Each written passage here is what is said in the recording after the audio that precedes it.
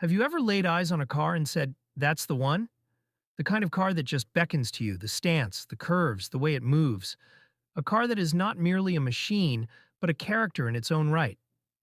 For tuners, gearheads, and JDM fans alike, the Nissan Silvia S14 is just that. A car that wasn't simply built for the street, but for those who live to drive. So what makes this gorgeous 90s coupe a legend? Why do drifters, racers, and collector circles still pursue it all these years later? And most importantly, does it still hold up as well today? Stick around, because we're about to dive deep into the story of the Nissan Silvia S14, the birth of a legend. All right, let's set the mood. It's the early 90s. Japanese companies are in full swing, churning out some of the world's greatest performance sports cars. The Supra, the RX-7, the Skyline, they were pushing the performance art to a whole new level. Nissan? They already had one sleeper sensation in the Silvia S13. Light, agile, and a cult hit among street racers and drifters. And then, in 1993, they came out with its successor, the Nissan Silvia S14. Wider, lower, and more mature, it was a car that signaled maturity without losing its rebellious spirit. It wasn't about chasing crazy horsepower numbers. It was about balance. A car that could corner, drift, and be an extension of the driver's own instincts. Design and first impressions. The moment you lay eyes on an S14 for the first time, you get it. The wide, more angular body gives it a more solid presence than the S13. Depending on the model year, you can get the Zenki version, the pre-facelift model with the soft, rounder headlights. Or if you're one of the lucky ones, you'll see the Kouki, the facelift version with more angular, aggressive styling. The S14 wasn't just a pretty face, though. It was lower and wider, which made it more aerodynamic and easier to drive. And quite frankly, this thing is flat-out ugly looking with the right stance and wheels. Under the hood, power and potential. But what defines a car is not always how it appears, it's how it drives.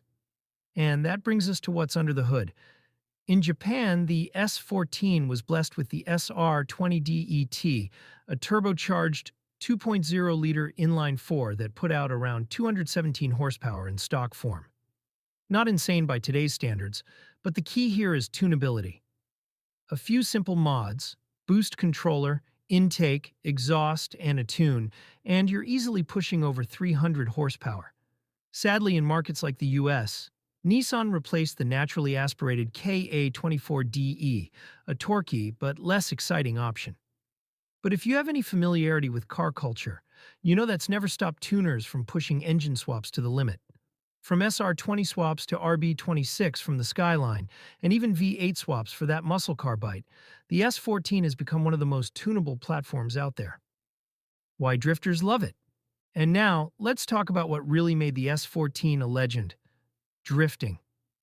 Picture this: midnight in Japan, a procession of cars crawling up a mountain road, engines humming, headlights cutting through the darkness.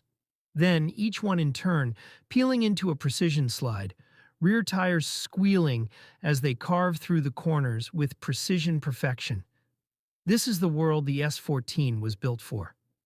With its rear-wheel drive setup, evenly balanced weight distribution, and infinitely adjustable suspension, the S14 was the poster child of drifting. Keiichi Tsuchiya, the drift king himself, showed everyone just how skilled the Silvia was, and a generation of drifter legends was born. The legend of the S14 spread across the globe, courtesy of D1 Grand Prix, Formula Drift, and even the street racing underground. Movies, anime, video games, it was everywhere. Initial D, Gran Turismo, Need for Speed, all showcasing the S14's ability to dance between grip and slip with effortless style. The mod scene, endless possibilities.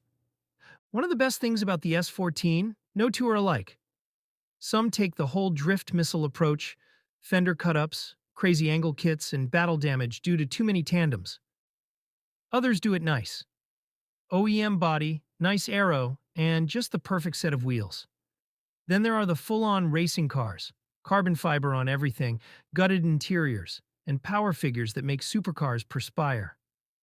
The aftermarket support is insane. Wide-body kits, suspension, forged internals, standalone ECUs, whatever you can think of for an S14 you can build.